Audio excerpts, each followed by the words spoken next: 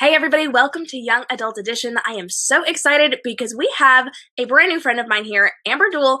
She has written a brand new book called Fragile Chaos, and she is here to talk with us all about it. We're going to play some games, we're going to throw some confetti, and we're going to have a great time. So let me get to our intro, and then we will jump in.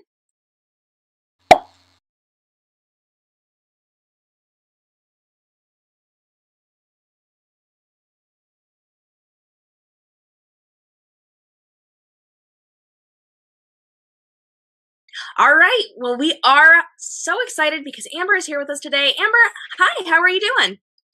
I'm good. How are you doing? I am doing really well. Now, I'm really excited. We've been talking back and forth on Twitter. We've been talking on social media. This is the first time we've actually had the chance to hang out in person, if you can count webcam as in person. So I'm really excited to hang out with you today. Yes, me too. All right, so we're going to jump in. For those of you just joining us, there's a chat box over to the right side of your screen. You can go ahead and pop questions and comments in at any time. Looks like we're having a little bit of trouble with some of our broadcasting. We're just going to run with it. Sorry, guys. Super sorry. But we are going to jump in. So, Amber, tell me, how's everything going? What is your week like? Have you been having a good week? Oh, it's been a crazy week. We had so much wind that the telephone pole like snapped in half. The transformer was leaking stuff all over the driveway. It's been fun. Oh no, that's not good at all. Yikes. Yeah, the weather's been kind of weird here too. We went from like really nice weather to really not good weather. We've got snow. Yep. We're going to get 2 feet of snow later this week. Yeah, a nor'easter's coming. What? No. It's crazy, right? I'm so not looking forward to that. No. Somebody needs to like tell us when this weather thing is going to happen. I feel like advanced warning is going to be nice, more than just a couple of days. Yeah, right? I feel like 60 really last month. Well, I don't know what happened. I know. It's been so weird. It's so very, very stressful going from really nice weather to not so great. All right. Let's jump in. I want to talk a little bit about your book. So tell me, I need to know everything about your book. It is called Fragile Chaos. Do you actually, before we jump into that, you've got your book cover. Can you take a look and show us what we're looking at here? Pretty? Oh, isn't that pretty? I absolutely love it. Yay. I love how like dark toned it is, and then we've got those pops of color. I'm a fine arts photographer, so I'm kind of like all about the pretty covers. So, yay. Yeah. I love the gold. I was like, yes. I wore my blingy necklace here to kind of match. Not that it necessarily matches, but it's got those little gold tones and sparkly tones. So I kind of ran with that to go with the cover. Perfect. All right. So we are going to do your book in 1 minute. So I need to know everything that is happening within your book, everything we need to know about your book before it comes out in under 1 minute. So I'm going to pull up 1 minute on my timer on my phone. I think you have yours as well if you want to pull up your timer. And we will do 1 minute. And we are going to hear all about Fragile Chaos. So you ready? Yeah. All right. Do it. Hope I remember what we're done. All right. Fragile Chaos is a young adult fantasy romance between Theodoric, the young god of war, and 16-year-old Cassia. It's dual points of view. Cassia is the sister of the man who brought their country into the war.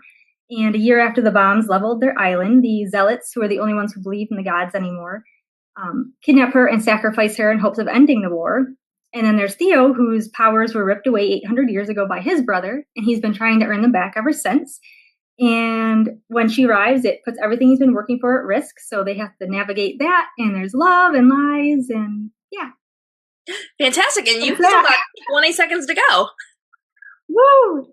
Woohoo! Awesome job. I feel like that deserves a little bit of confetti. My confetti fails. Yeah. That was so sad. She's mine. Woo! Well, I don't know if that showed up. Lots of stars. Confetti is awesome, and now I'm covered in yellow paper. So I went with yellow confetti today, guys, because of the yellow and gold tones within Fragile Chaos. So just heads up, that's what I did. I like to kind of match the book covers. So fun times with that. All right, so let's jump in. I want to get to some of our games, some of the really cool things that we're going to be doing today. We're going to be doing an interview. We're going to talk all about your story. We're going to be doing live question and answers in just a little bit. So thank you so much for those of you who are dropping your questions in the chat box. There is a red arrow. So if you are watching with us live and you've got questions, you can hit that red question mark and that will take you into the chat box listed as a question rather than just a comment. Now, if you cannot hit that red question mark, that's okay. No worries. We're going to keep going through the feed. Not a problem, not to worry. But if you could hit that button for us, that will help us out to know what is a question. And you can ask anytime throughout the course of this broadcast. We're going to get to those at the end. So keep talking to us. Let us know what you like. Let us know what you're seeing. But we'll answer everything at the end. So we are going to jump in. We are actually going to play a little game with Amber. So we've got 2 truths and a lie, confetti style. I'm really excited for this. I've learned that sometimes I am exceptionally good at this game, and sometimes I am really, really bad. So we're going to find out today if I'm awesome or if I'm not so awesome today.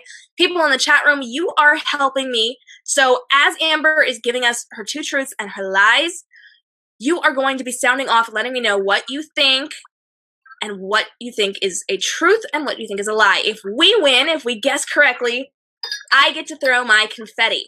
Now, if we fail miserably, like I probably will, Amber gets to throw her confetti. So, Amber, tell me, what is your first set of 2 truths and 1 lie? Okay, my first set is, I used to work at a florist, but I'm allergic to flowers. I used to draw people's blood, but I pass out with needles. And I used to be a bartender, but I've never drank. Wow. Yeah. That's really hard, but that's really good. Okay, so you used to work at a florist, but you're allergic to flowers. I am definitely allergic to flowers, so that's top of my mind here. I feel like it can't be the blood one, because if you pass out when you see blood but you have to draw blood, I feel like that's just not going to work, which means that's probably the correct answer. I feel like I'm going to run with your last answer, though, of being a bartender but you don't drink. Sound off in the chat box, guys, let me know. Did I get it wrong? Yeah. So you throw your confetti. Which one is it? Throw my confetti. Woo! Is that showing up on here? What if I just, there we go. The lie was that I used to work at a florist. So I would have been right. I draw other people's blood, but I can't see my own blood. Okay. Okay. Very interesting. All right. So we failed on the first one, guys. Let's try with our second set. Okay. I used to live in Europe, so I have some from over there. The protesters put bubbles in the fountain outside our hotel in Spain. I hand-fed monkeys in the mountains of France, or I took a Jack the Ripper tour in England. I hope you fed monkeys. That'd be really cool. Guys, sound off in the chat box. Let me know what you think. Gosh, I know that sometimes people put soap in fountains, so that sounds like it's plausible. And then so does Jack the Ripper tour. Gosh. All right. I am going to say that, gosh, this is really hard. I'm going to say that the bubble thing is a lie. Nope, that was true. Confetti. I told you I was really bad at this game. Okay, so which one is the actual lie? The lie is the Jack the Ripper tour. We signed up for it, but we messed up the time and we didn't get to go. But I did get to feed monkeys. You got to walk around with popcorn and feed the monkeys. It was so fun. That is so much fun. Please tell me you have pictures of that somewhere. Oh, I do. I'll post them on Twitter. I demand you send those to me after the episode ends. That is so much fun. Cute. It was called Monkey Mountain. Oh my gosh, that sounds like so much fun. I feel like, guys, if we maybe twist her arm, she can share those on social media sometime. Yes. Yes. Okay, we win. We win. We totally get to see the monkey pictures. I'm so excited for this. In fact, I feel like that deserves a little bit of terribly thrown confetti. Right. Okay, do you have one more set for me? I do. Okay. I am afraid of the Easter Bunny. I wanted to name my first dog Bathtub, or I've changed my last name 5 times. Now, wait a minute. This is hard. You're really good at this. Okay. So I really love the idea of naming your first dog Bathtub. I really, really like that. So I'm gonna go with that's legit. What was the first one again? Easter I'm afraid Bunny. of the Easter Bunny. I feel like that's legit too. So let's go with the last one. Nope, that's true. Confetti. Okay. Further proof that I am horrible at this. What was the lie? The lie was that I'm afraid of the Easter Bunny. I'm cool with the Easter Bunny. Okay, so Easter bunnies are okay. We're good. Yeah. That's so funny. Oh, I love that. Yeah, All I don't right. want my pets being named Bathtub, but hey. Hey, I think that's a great name. I feel like future pets are going to have to be named Bathtub now. My cat was Light Bulb, so hey, I only got better with age. That's so funny. I love that. Pet names are so much fun. Like, we just come up with fabulous things for pet names. Right? I really, my dogs have so many nicknames. I've got 3 dogs and we have 18 million nicknames for these dogs. It's crazy. Yes. So much fun. I love fuzzy animals and coming up with little pet names for them. All right. So that actually brings me to our next segment. We're going to be talking about some exclusive information about your book. So we've already heard a little bit about Fragile Chaos. We kind of know what it's about, who it's about, how the whole thing is working, but I want to know something exclusive. And I know you've actually brought 2 pieces of exclusive information today. So let me know, what are these exclusive things that we can give away about Fragile Chaos? Well, the first draft didn't have a second point of view. It was just Cassia, but she did all she could do up until things happened. And she was just kind of there, like going through the archives and everything. And I'm like, this is boring. There's so much going on outside of her little bubble. So I put Theo in there, and then I was like, it's perfect. So he's got all his angst and she's got all her angst, and together it's... I love that. I'm a big fan of the dual point of view, because then you get to see both sides and things that the other person didn't see. It's a lot of fun. So I love that you added that in there. I think that was a good choice. Yeah, Theo's got like some issues. It's been building up over 800 years. So he's not, it's kind of just at that point where he's like, I'm done. So his choices aren't always the best. So it's nice to see there's a reason for that. Yeah, I always like that, because it gives that logic behind whatever it is that they're doing and saying and going through that you don't necessarily get from just that one point of view. So, putting that in there after 800 years kind of helps. Yes. Okay, so I know we've got a second piece of information. Let me know, what is that? Well, Cassia has a cat in there. His name is Moki, but it wasn't around until draft 4. And I was like, she needs, like, Theo gives her the cat, and I was like, he needs to do some sort of nice gesture, so he got her this cat so she wasn't so alone. And it started out as a dog, but then I was like, no, she spent 2 years kind of wanting, affection from people and not getting it. So to have something just come along and be like, sure, hey, it would kind of make her like uncomfortable. So she's got a cat. That's a good point, because cats kind of give a little bit of attention, but they don't necessarily demand attention, and they don't follow you around. And I see your point, how that would make her a little, maybe a little gun shy after all that time of not having a ton of attention, to all of a sudden have a puppy up in her face. So I kind of like the idea of a cat. Exactly. Back to the discussion about dogs. Dogs are very much in your face and very much, I love you, puppy, love me. Cats are not like that. No. That's so funny. That is so funny. I love that. So, question for you. This is just me throwing that out here. Were you ever a cat person? Are you like a dog person? Or is this kind of something that fits the story? I've always grown up with cats and dogs, but I'm a cat person. It's easier to move with them for one, and then I don't know, I just kind of like the independence. I can go away for a weekend with a bowl of food, and and I actually worked at PetSmart, ended up with 5 cats from the Humane Society. Oops. That's why I can't work at a pet store. Right, it's horrible. The Humane Society's back there. The last one I got, she was blind in one eye. So I'm like, oh, I'll take you home and love you. And I've had her since 2006. So hey. That is so sweet. I love that. Yeah, I would definitely be like you. Whenever I walk into pet stores, I fall in love with all the animals and I just want to bring them home and give them a nice, loving home. And I can't because I already have 3 dogs. Right? Like, no, I'm sorry.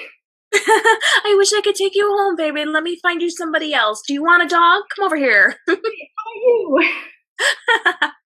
That's so funny. I absolutely love having pets. I love having my dogs. They make life so much better. I feel like they make books so much better. And that actually brings me to my next point. As we were talking about things that make our lives better and fabulous and wonderful, I want to talk about the best thing that has happened to you this week. So talk to me, Amber. I know you have a lot going on. You've got a lot of things that happened this week. But as we were talking earlier, we were talking about one really cool thing that happened within your week that you're really excited about. And I want to hear all about it. Yes, we're moving to Mississippi. My husband leaves this month and we leave at the end of May, beginning of June. And we booked, I guess, is that what you say? We got our apartment where we got the deposit down. We have somewhere to live. Yay! That's so good. I feel like it's so much better for your peace of mind when you actually have somewhere set. Like, you know where you're going to live. You've got the location. You can figure out how you're going to decorate, how you're going to arrange things. I love it when we have that set plan. So you must be thrilled to pieces to know and have that peace of mind. Definitely. I've looked at the floor plan. I'm like, I'm going to hang this picture right there. So it's all good. And the cool thing is now you get to figure out where you're going to put your bookshelves and where you're going to put all of your stuff, which brings me to our next point. Are you loving all these segues? Because I'm just kind of flowing through this here. Our next point, our next section of Young Adult Edition is I can't talk, is all about your biggest book nerd problem. So, speaking of books and bookshelves and all of that, what is your biggest book nerd problem? We're a military family. We move every 3 to 5 years. So far, the last 6 years, we've moved 3 times. Well, it'll be 3 times for Mississippi.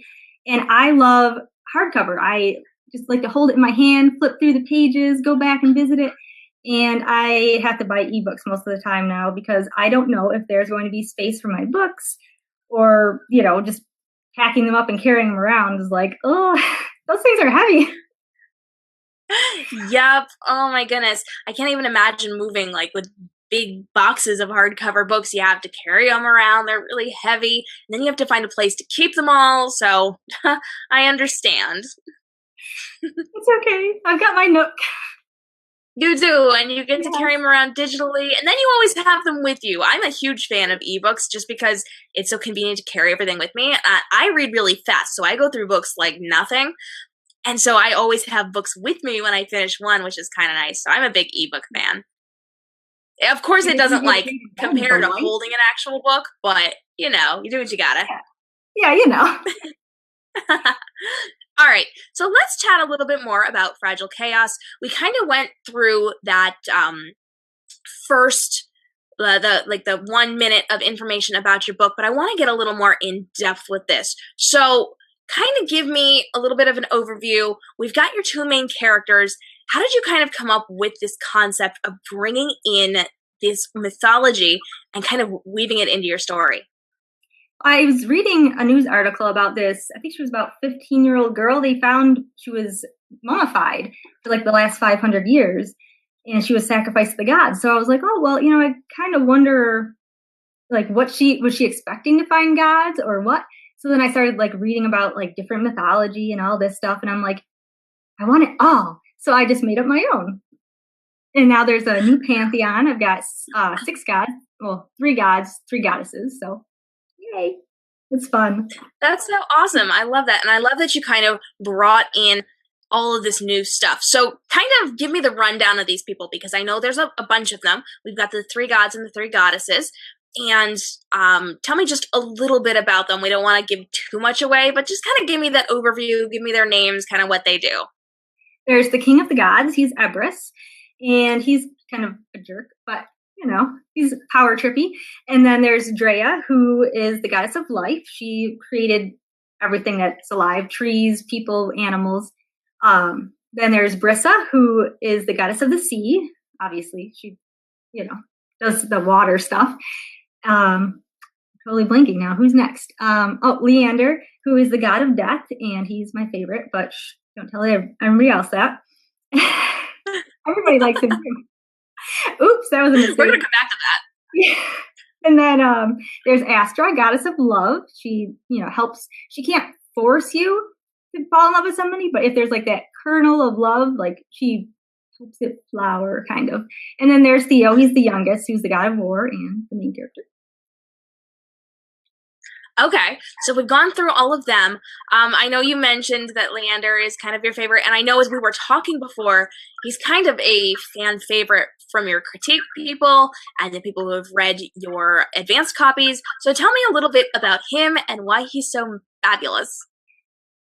I didn't mean to make him fabulous. He was kind of just supposed to be there. I don't, oopsies, but he's very like lonely, but he's accepted it. So he's kind of just, he's a nice guy. He wants to be accepted and, have friends and family, but he's stuck in the nether world where everybody's dead.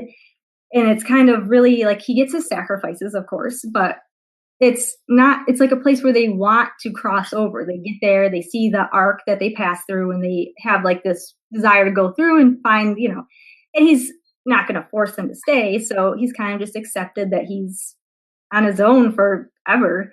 And it's kind of depressing and I feel bad, but he's so nice and yeah. That's so awesome. So tell me a little bit about how you figured out Cassia, who she is, how she's working within this. I know she goes through quite a bit, especially early on. I don't know how much you want to give away, but she goes through something very early on within the story that kind of sets her course for the rest of the book. So tell me a little bit about how you developed her and how you decided to go with this for her story. She went through so many drafts. I don't even know how she started out, but poor girl. But she's been, for like the last 2 years, like I said, she's been kind of ostracized. Her family's been like pushed aside, like, your brother did this to us. But then her parents die in the bombings. And then the next year she's trying to kind of earn her way back into, I guess, the group of survivors. But they're not having it. And so the zealots, who are crazy, well, I guess not really crazy, but they perceive them as crazy, kidnap her and sacrifice her in hopes of ending the war. And I don't know if I'll get this away. It's chapter 4. So she gets up there, and she's, he's like, well, what do you want me to do? Because if he accepts her, he's forced to kind of, do whatever the zealots have asked for in return. But there's a loophole for that. But she's like, I don't want you to do anything. Like, I tried and they killed me, so they're on their own. So she's kind of, but then, secrets come out and she starts to care, but I can't tell you that part. No, we can't give too much away. No. But that really is so very interesting because, like you just mentioned, she goes through a lot very early on, and because she is kind of seen like the sister of this traitor, they sacrifice her and they kill her and they kind of give her to the gods there. And I find that so fascinating. Like, who starts a story like that? It is so unique and so compelling, and I absolutely love that about this. Thank you. I was reading through the notes, I was going through everything, and I'm like, this is so unique. How did she come up with this? I love this. So that was kind of my little 2 cents there. So we've got a lot of characters. We've got a lot of interaction. And what I really like is that you've got that kind of sibling rivalry almost going on among the gods. So Theo has his siblings, and they kind of really strongly play into this story. Can you talk to me about how you kind of shaped that sibling relationship? Yeah, it was, they all used to, as normal siblings, you'd have your squabbles and everything. But then when the war came that got Theo's powers ripped away, he felt betrayed by everybody, his brother that ripped him away, obviously, and the other ones, because they didn't do anything to stop it. And they kind of just like, well, you were being stupid. And he's an angry person, he's god of war. He's kind of got a little attitude going on, and he tries and tries, and they're just not buying it. He's changed, I guess. So he's kind of had it with all of them, but they do love him, and they want him to do good, and they will kind of help him out a little bit as the story goes on. So. Mm-hmm. And I know they strongly play into what's happening. I know you mentioned a couple of things. If you guys caught it, I'm just going to let you catch it. But if you did not hear that, you might want to watch this back, just because we kind of mentioned a little bit of some of the things that happen a little bit later on and why that's so important. So Double check that if you didn't catch it. We are getting down toward the end of our show, so we are going to wrap up this part, and I'm going to put out our call for questions. So if you are here with us, you're hanging out with us over on the right side of the screen, we have our chat box. You can go ahead and pop your questions in there if you have not been popping them in all along. Let us know what you're thinking. Let us know how you're feeling. Talk to me about what you want to know as far as Fragile Chaos goes and Amber's author journey. Now, while we're giving it just a second, because we are on a couple second delay, while we're giving it just a few minutes for those questions to come in, I do want to let you know that we've got something special for you guys today. So we usually give out a chapter as a sample from every book that comes through with our authors. And today we've got something extra special because we have not one chapter, but two chapters. So you get to see both points of view within the sample. I am going to go ahead and drop that in the chat box right now. And displaying, there you go. So you can get your hands on the first two chapters. You can check it out there. Actually, there's a really gorgeous picture right there of the book cover. So you can kind of get that close up. You can really see a lot of detail in there. And you can grab the sample chapter right now. Now, if you are watching our rebroadcast over on our website or over on YouTube, that is going to be in the show notes below. So go ahead, jump down into those show notes, and you can get your copy of these two chapters right now. You can take a look at the book, see if you love it. I know you guys are having a really good response within the chat room right now, but we want to give you that opportunity to really see if this is for you, make sure this is something you're going to love, and we want to give that to you for free, our gift to you just for hanging out with us today or for watching our rebroadcast, because we want you to be able to see if this is something you want to get your hands on. Now, Amber, I know the book is not out yet. When is it coming out? Give me those details. It'll be July 11th of this year. Okay, so you've got a little bit of time, guys. That is coming out in July. You can get your hands on it, but you can get the first two chapters right now. So go ahead and grab that over in the chat box, or if you are in the rebroadcast, show notes below. Now, as we are waiting for those questions to come in, Amber, I know we wanted to talk real quick about that coming out. And one of the questions that I am seeing right now is about a pre-order. So can you talk to me a little bit about that? Yeah, there's pre-order. There's the ebook pre-order right now. There will be a paperback coming later. But if you pre-order, there's 2 prize packs you can choose from. And you send me your receipt and you can get either a critique of your query in first 250 or 250. And the second one is a bonus chapter, which is Cassia, 8 months before start of the book. So oh, that's fantastic. So guys, if you are pre-ordering, make sure you get a copy of that receipt over to Amber, and you are going to get either a critique or an extra chapter, which will probably break you because you have to decide between a critique and an extra chapter. And I don't know how you would decide between those. So good luck with that. If you have that receipt, send it over to Amber, and maybe try not to cry as you are sending off that email once you finally decided which one you want. Good luck. yes. All right, so let's take a look at some of these questions. We've got a few of them rolling in, so we are going to take a look. Okay, so we've got a question from Lisa. She would like to know, how many drafts did you write of Fragile Chaos? I know you mentioned that the cat came in on the 4th draft, so how many overall drafts did you have with this book? Before I queried it, I think there were 6 drafts. And then I had to go through the edit with them. So I guess this is draft 7. Fantastic. And we've actually got a really good follow-up question from Chris, and he would like to know, how long of a process has this been for you? So, like, when did you start writing this book until now? Ooh, I don't remember when I started. It took me 8 months to write it and start querying it. And then I got the publishing contract pretty early. I only queried about a dozen people. So it was pretty fast. And I got it through Science SFFP. It's SFF Pit, something like that. The one of those pitch contests. And okay. Wow, that's really cool. Yeah, it was fast. Yeah. Good to know. Yeah, guys, if you like those pitching contests, if you are a budding writer, check those out because clearly they are working. They are. All right, let me see. Got a really great question. This one wants to know, is this a standalone or is this part of a series? It is a standalone. It ends with is romance, so we all know how that has to end. But in my mind, there's a second book. I don't know if authors can do fanfic of their own stuff, but it's up there. I mean, why not? Why not? Yeah, hey. Actually, remind me later. I've got a good idea for you. So just remind me back to this particular place. All right. That's a behind the scenes thing, guys. After we're done here, we're going to go back into our green room and we're going to talk about this without you. So, secrets. Yes. Okay, I've got a question. I feel like you're going to like this one. They would like to know, can we expect to see more from Leander? Will he get a spinoff, or are you considering a spinoff? I would love to do that. If this one sells well enough to warrant that, I would write the heck out of it. So there you go. You've heard it here first. That's a third piece of exclusive information. We may, at some point, get a spinoff. All right. Let me see. Okay, so we have somebody who wants to know how you came up with this topic. I know we talked a little bit about that in the beginning of the episode. So can you go over that again for us, just so we know kind of how you came up with this idea and this concept?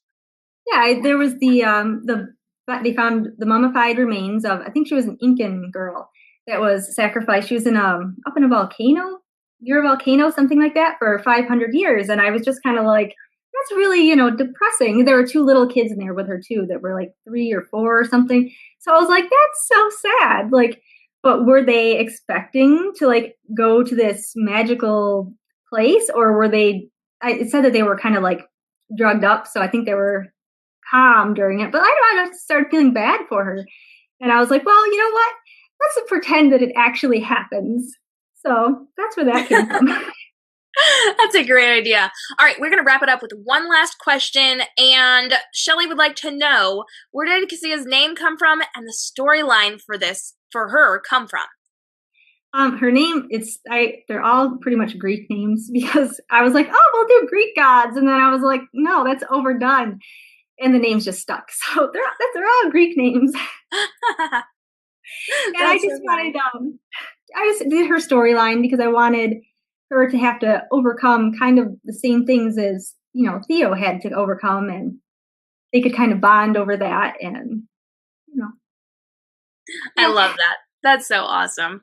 All right, so we're going to wrap this up because we are just a few minutes over, and we want to talk about your kisses and confetti for this week. So if you hang out with us over on Young Adult Edition or Reading Transformed, you know I love to do kisses and confetti.